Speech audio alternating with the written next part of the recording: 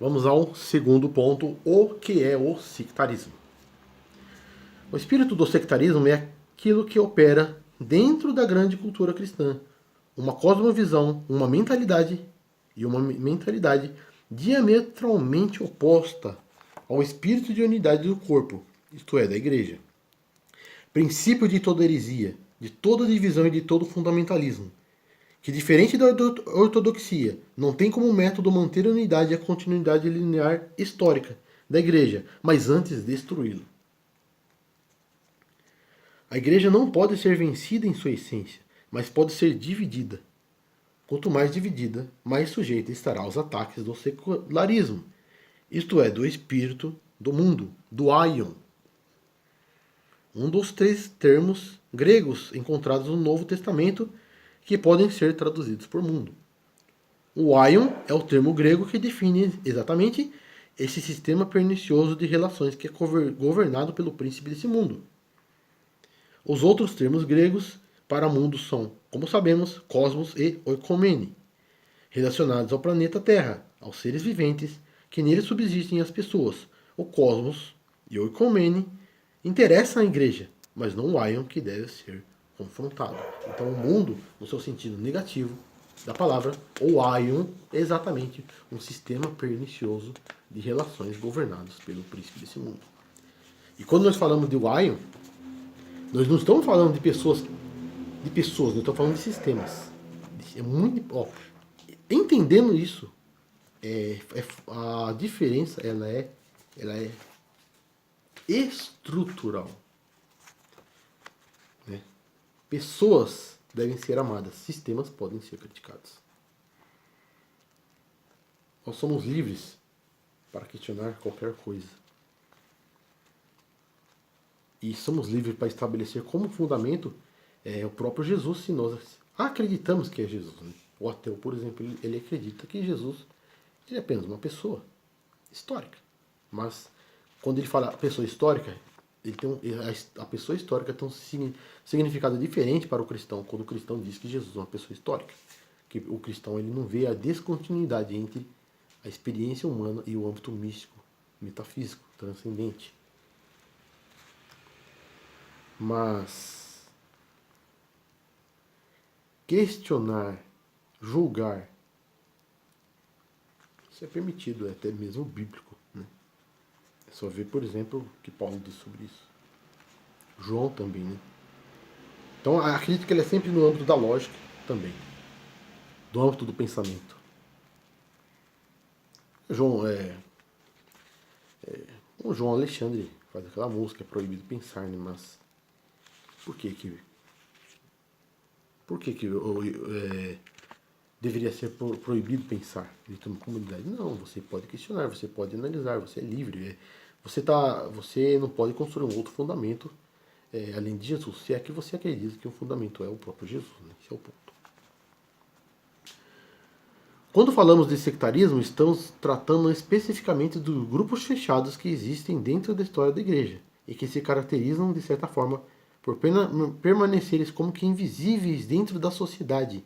Isto é, existe um certo elemento de invisibilidade que caracteriza o que vamos, de agora em diante, denominar sectarismo clássico.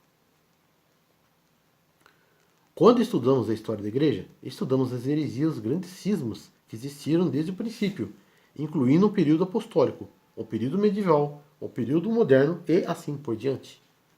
Sempre existiram esses movimentos.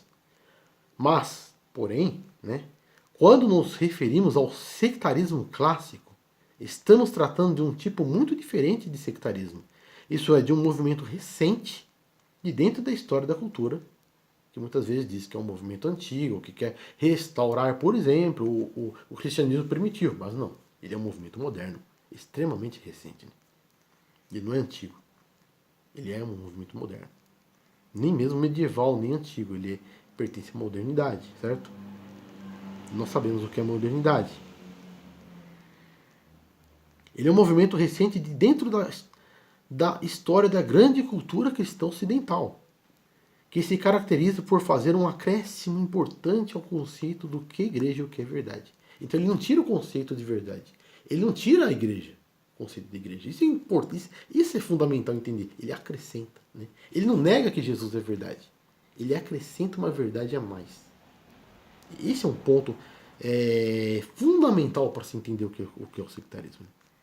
Então, são movimentos diferentes, o sectarismo clássico, movimentos diferentes do montanismo e do donatismo, por exemplo, pois se caracterizam por permanecerem perenes, invisíveis e, além disso, por influenciarem a grande cultura. Caracterizam-se por serem muito sutis e também por estabelecerem, de dentro de nossa cultura, um conceito muito diferente acerca da natureza da igreja, o qual não existia antes do sectarismo clássico ser estabelecido. Que é algo recente, como dizemos. Não iremos abordar diretamente aqui os movimentos sectaristas antigos, da era apostólica, patrística e medieval. Do período patrístico, do período medieval. Também não. Tampouco os movimentos sectaristas mais recentes, oriundos da confissão positiva, isso é, os grupos neopentecostais. Mas sim o sectarismo clássico, que constitui especificamente o ataque mais grave e sutil contra a igreja, caracterizando-se por ser legalista, moralista e até mesmo extremamente ético, seguindo padrões rigorosos de comportamento, estabelecendo uma forte piedade exterior. Muito bem organizados, metódicos, são grupos que possuem lideranças que impõem temor e austeridade, onde nenhum questionamento é permitido, onde seus membros são induzidos diariamente a manter um distanciamento, uma frieza, uma desconfiança e uma hostilidade estrutural em relação aos cristãos. Isso é construída diariamente de maneira extremamente sutil. Por isso se diz lavagem cerebral. Por quê? É muito sutil. Mas dá para perceber. Esse é o ponto. Né? Dá para perceber. Inteligência não é pecado, gente. O que esses grupos fechados possuem exatamente em comum? Primeiro ponto. Todos eles se parecem muito com a igreja. Segundo ponto.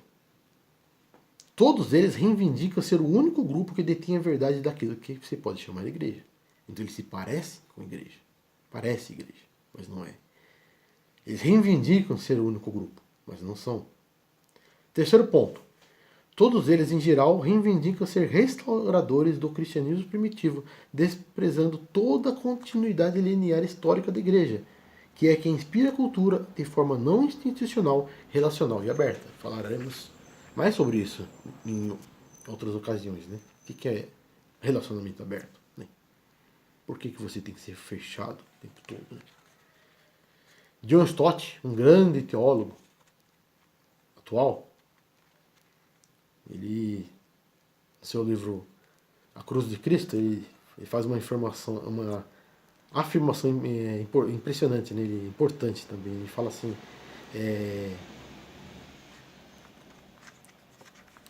como que é as palavras exatas que ele fala? É mais ou menos assim, ignorar a tradição é ignorar o Espírito Santo. Interessantíssimo. Continuidade histórica. A história que é sacra e é sacra. A igreja ela se constitui exatamente através desse conceito, dessa interpretação que antecede o iluminismo, né? Que antecede o renascentismo, né? Antecede o renascimento, os movimentos humanistas históricos. História sacra. Quarto ponto. Todos eles surgiram quase ao mesmo tempo, em sucessão e sequência, em uma espécie de efeito dominó, ou cascata, a partir do 19, em uma época em que o esoterismo dominava toda a Europa e América, isto é, a cultura cristã ocidental.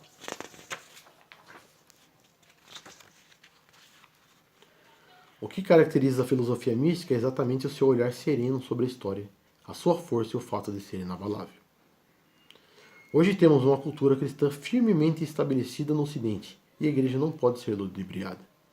A filosofia mística é exatamente o âmbito da igreja contemplada como comunidade e relacionamentos, uma espiritualidade que se caracteriza por estabelecer interações a partir de fundamentos estruturais do pensamento e dos escritos dos grandes místicos do cristianismo, que é o que constrói uma filosofia que não seja apenas para a comunidade cristã, mas que também esteja aberta para o mundo.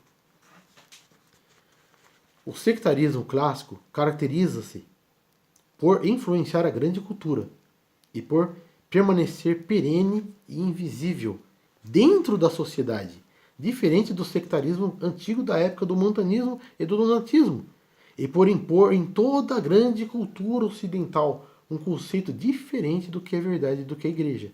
Conceitos que eram desconhecidos de toda a longa trajetória da história da igreja, que até então durara 1800 anos. O sectarismo clássico é um movimento sutil e recente, de apenas 2 séculos de existência na grande cultura cristã ocidental. O cristianismo histórico, antes disso, já possuía uma história rica e fascinante de teologia, cristologia, espiritualidade, hagiografia e santidade, de nada menos do que 18 séculos.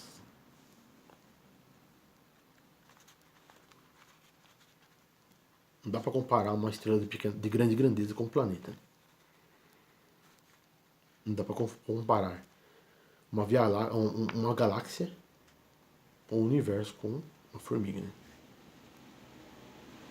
Peso da história.